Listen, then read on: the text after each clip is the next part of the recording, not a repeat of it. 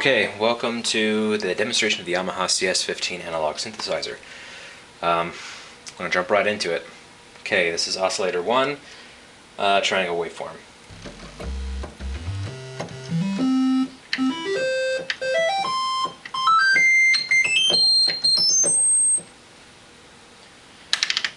Okay, here's the sawtooth waveform.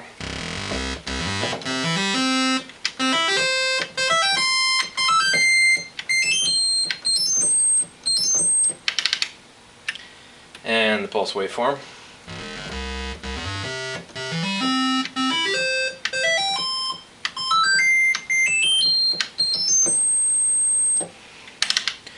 Here's some pulse width modulation, or me manually adjusting the pulse width.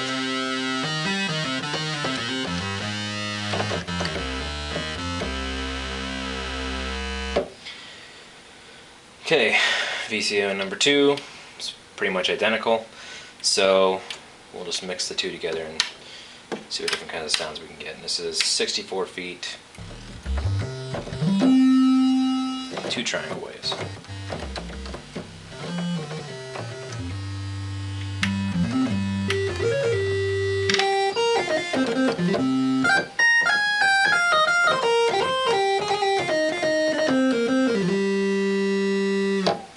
Okay.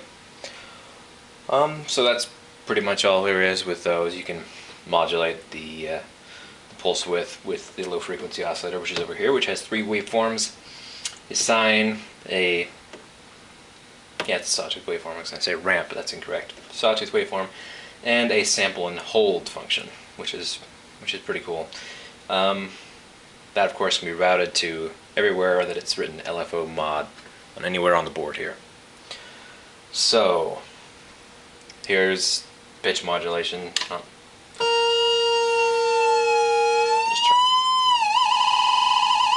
And the really cool thing about the CS-15's LFO is that it's in the low frequency sub audio range, and it will go all the way up to I think 100 Hertz, which is in the audio range.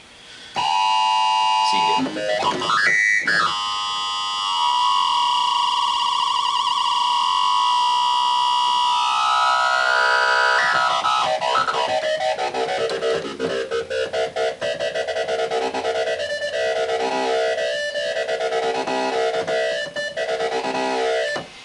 There's also a noise generator. Pretty nice. Good analog generated noise, no digital noise there. You can also route an external signal in, and the cool thing about it is you might be wondering what this cable right here is doing in the headphone jack, which this is what this is.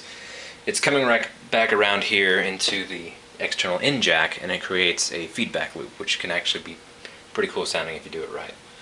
So let's just do something with that real quick here. Switch this to external.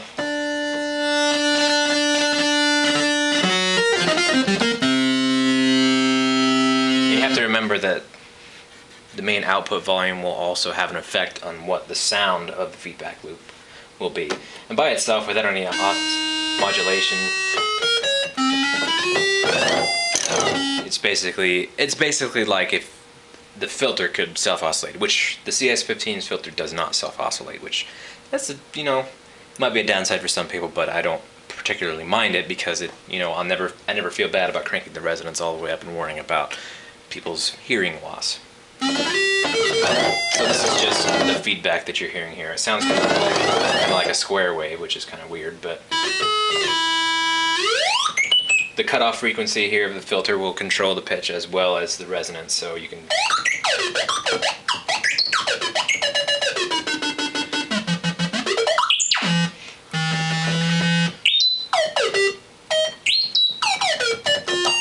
Anyway, aside from making bleeps and bloops, it can be used for other things that are a little bit more desirable. Anyway, here's what I do is I set this to a high-pass filter, the high-pass filter setting. This is really, both filters on the Yamaha CS-15 are multi-mode filters, which, basically they have a low-pass filter, band-pass filter, and high-pass. low pass filter is a 12 decibel per octave low pass. Band pass and high pass are both 6 decibel per octave, which is pretty standard. So back to the distorted sound, whatever we were going to do here.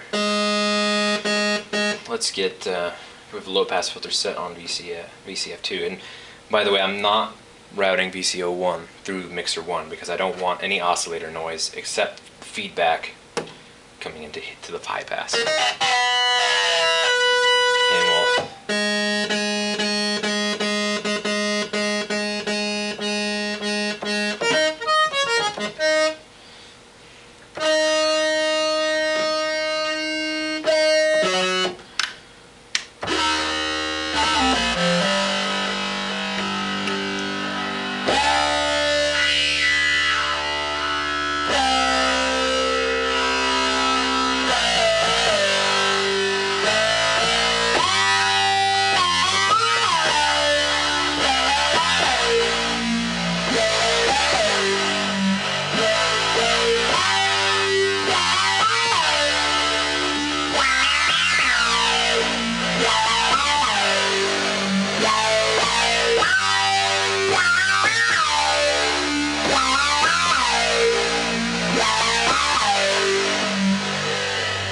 Anyway, that's some Daft Punk for you.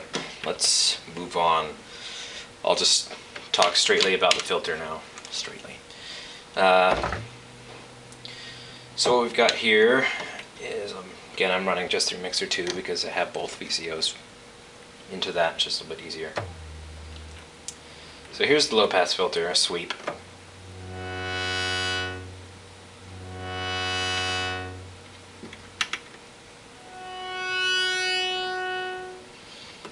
A 50% resonance.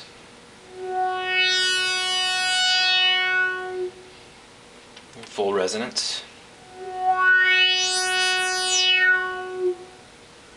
That's the high pass. That's low pass filter. Band pass filter. What I want to talk about. That is a good one. No resonance. Turn off the glide there.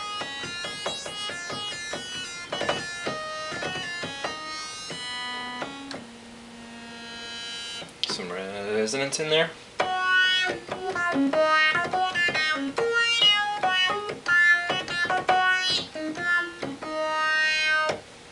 Full resonance.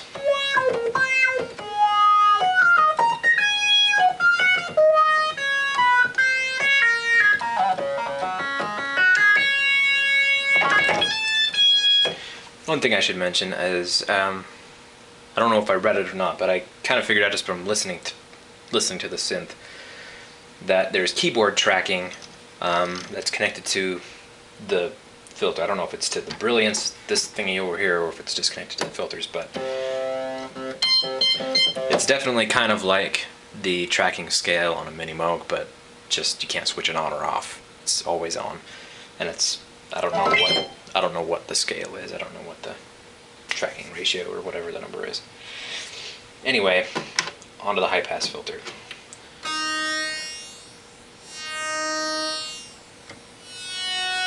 I don't know, in my mind, high pass filters, I don't find a use for them. Some people might, but I tend to not use them as often, except when I'm doing, when I'm using a feedback loop like that.